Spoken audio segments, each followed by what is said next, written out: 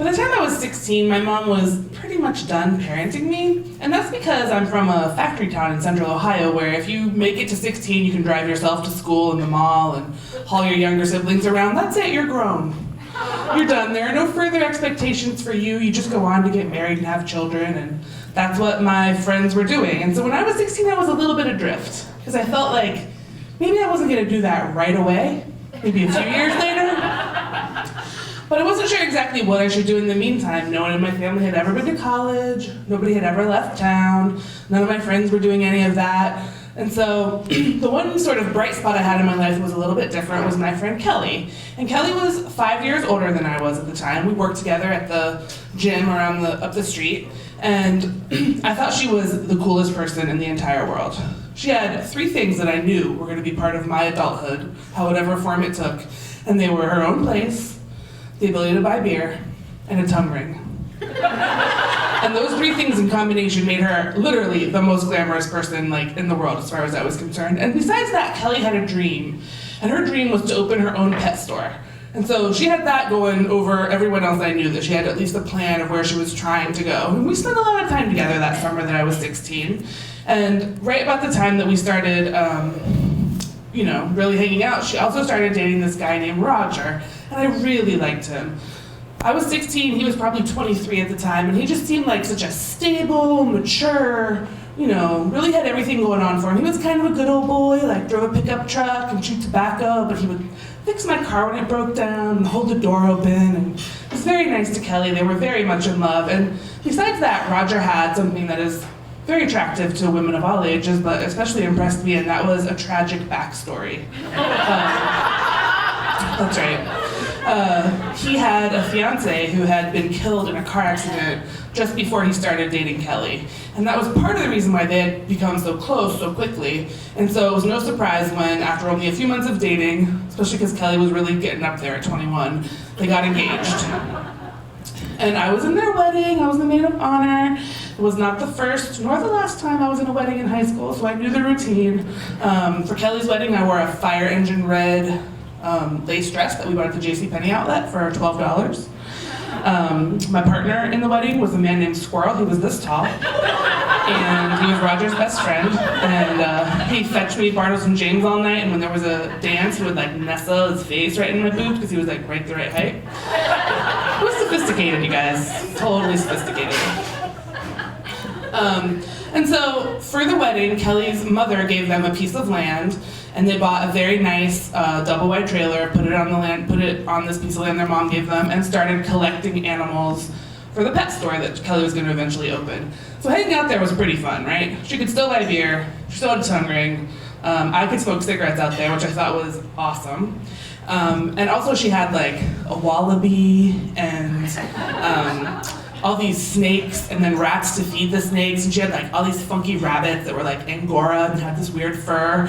And she was a cat person, which I am not, for the record. But so she had a lynx and a bobcat and this one kind of Siberian, it was a Siberian serval or something. It was half house cat and half the kind of cat that kills you and you wind up on Nancy Grace. I'd wake up in the middle of the night on the sofa bed and there'd just be these eyes staring down. But it was still totally worth it. I had so much freedom out there and I loved them. We were best friends. It was a great respite for me.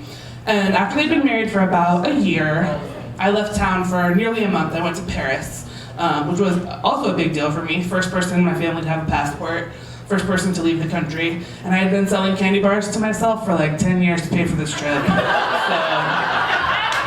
I enjoyed every second of it.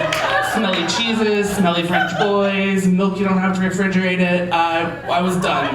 And I came home and I was so excited to tell Kelly and Roger about this trip. And so I go out there, I've been home for a couple days, and I'm I did this and this and this, and they're very polite, but there was all this weird tension in the air.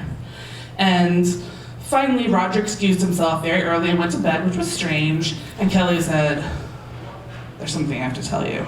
And I was like, "All right, what is it?" And she said, "Well, so Roger's dead fiance?" And I was like, "Yeah." And she was like, "Well, I just have been getting more and more suspicious about this story. There are no pictures of this woman, and no one ever talks about her, and he really should have been grieving a lot when we started dating. He didn't really seem to be, and so I'd ask him about it a little bit, and he kind of dodged me, and so while we were in Paris, I took a day off work and drove up to the town where this car accident that killed this woman allegedly happened, and I looked through the microfiche, because it was 1991, and I asked around, and I went to the town cemetery, and there's like, no one by that name, no memory of a young, engaged woman dying in the last 2 years, which would definitely have made an impression.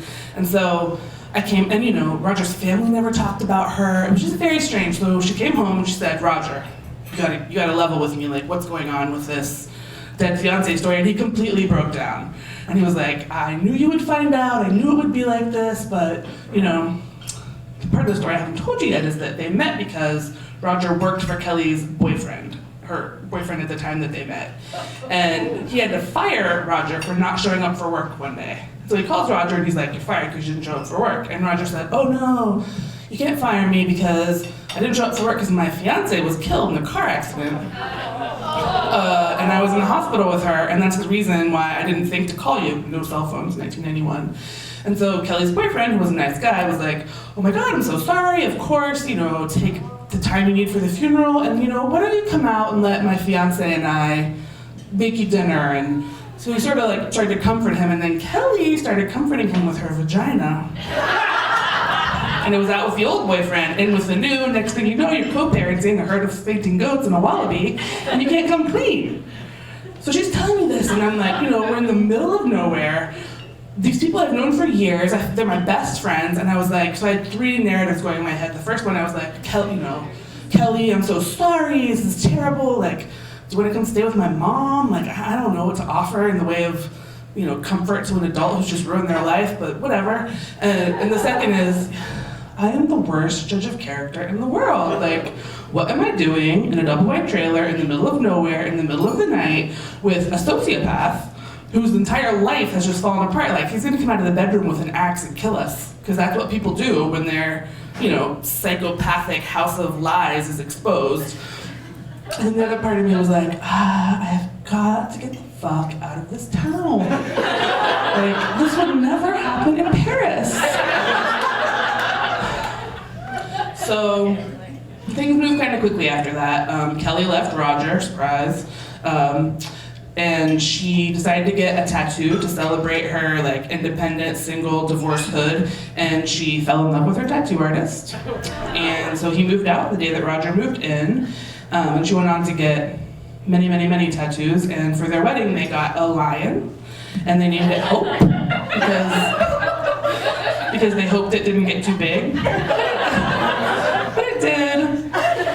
And I got really lucky. I caught a lucky break that allowed me to go move to DC and go to GW, where I plan to become the ambassador to France, which betrays a real lack of understanding on my part about how far the best French speaker in Newark, Ohio can really push that, and I'm very